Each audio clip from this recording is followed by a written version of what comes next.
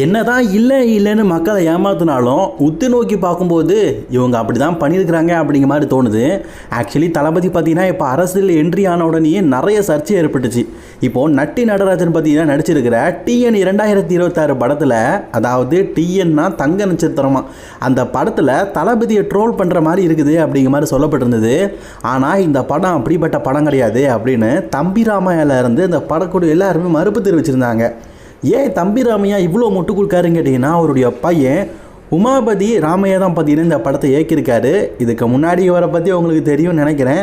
அதனால தான் தம்பி ராமையா இவ்வளோ முட்டு கொடுக்குறாரு. தம்பி ராமையா இந்த படத்தில் என்ன சொல்லியிருப்பாருன்னா, நாங்கள் விஜயை பற்றி தப்பாக பேசவே இல்லை, அவரை பற்றி இழுக்கவே இல்லைன்னு.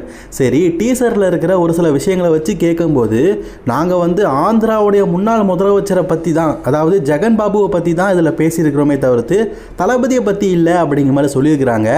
சரி, அப்படியே நம்ம ஸ்க்ரீனில் வச்சு பார்க்கும்போது சரி, படத்தோடைய ட்ரெய்லரை வச்சு உண்மையிலேயே இவங்க தளபதியை ட்ரோல் பண்ணலையா அப்படிங்கிறத பற்றி பார்க்கலாம். ஃபஸ்ட்டு தம்பி ராமையாவோடைய இந்த கெட்டப்பு மட்டும் இல்லை, அவர் சட்டையில் போட்டிருக்கிற அந்த ஆம்பரானை பாருங்கள், அதில் நட்டி ராஜநாதனுடைய ஃபோட்டோ இருக்குது. ஆனால் ரியலாகவே பார்த்தீங்கன்னா புஷி ஆனந்த் இப்படி தான் அவருடைய ஷர்ட்டில் பார்த்தீங்கன்னா தளபதியுடைய லோகோவை ஆரோ பண்ணியிருப்பார்.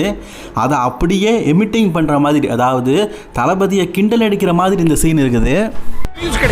இனிமே உங்களை தவிர்த்துட்டு அரசியல் நியூஸும் கிடையாது. சரி, இது புஷி ஆனந்தை பற்றி தானே கலாய்க்கிற மாதிரி இருக்குது அப்படின்னு நம்ம விட்டுடலாம். அடுத்தது முக்கியமான விஷயம், இந்த வார்த்தையை நீங்கள் கேளுங்க. இது தமிழ்நாடுடா, வாழ ஆசைப்படு, தப்பில்ல, ஆள நினைக்கிறியே தப்பில்ல. இந்த வசனத்தை ரெட்டி கிங்ஸ்லி பேசியிருப்பாரு. திருவள்ளுவர் கம்பர் முன்னேற்ற கழகமா. ஆக்சுவலி எனக்கு தெரிஞ்சு இதை டிவிகேக்கு கலாய்க்கிற மாதிரி தெரில, என்டிகேயை கலாய்க்கிற மாதிரி இருக்குது.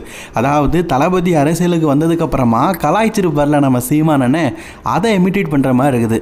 அப்புறம் முக்கியமாக இந்த ஃபோட்டோ, இது முழுக்க பார்த்தீங்கன்னா தளபதியும் த்ரிஷாவையும் எய்ம் பண்ணி பேசுகிற மாதிரி இருக்குது. ஆக்சுவலி இதை நான் படத்தில் காட்ட மாட்டாங்கன்னு நினைக்கிறேன். சும்மா டீசரில் இப்படி ஒன்று போட்டால் ரசிகர்கள் மத்தியில் இப்படி இருக்குமோ அப்படி இருக்குமோன்னு நம்ம பேசுவோம்ல, அதுக்காக இப்படி ஒரு சீனை வச்சுருப்பாங்க அப்படின்னு நினைக்கிறேன்.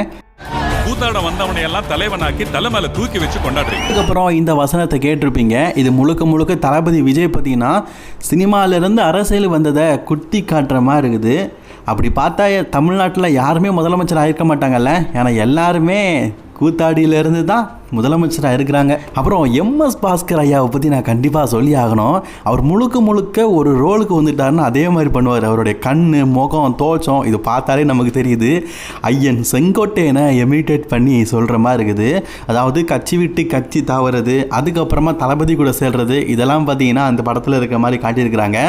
அப்போது செங்கோட்டையனை தான் பார்த்தீங்கன்னா இன்டைரக்டாக இதில் காட்டியிருக்கிறாங்க. சரி, மற்றவங்கள தான் கலாய்ச்சிருக்கிறாங்க, தளபதியை சொன்ன மாதிரி கலாய்க்கலையான்னு கேட்டிங்கன்னா இந்த ஒரு சீனை பாருங்கள். தளபதி ஃபேன்ஸ் எல்லாம் இவ்வளோ நேரம் சும்மா இருந்தாங்க. ஆனால் எப்போ தளபதியை ட்ரோல் பண்ணுற மாதிரி வந்ததோ இதுக்கப்புறமா சும்மா இருக்கக்கூடாதுன்னு சொல்லிட்டு பொங்கியில் ஆரம்பிச்சிட்டாங்க. ஆக்சுவலி நான் ஒரு விஷயத்தை கண்டிப்பாக சொல்லி ஆகணும்.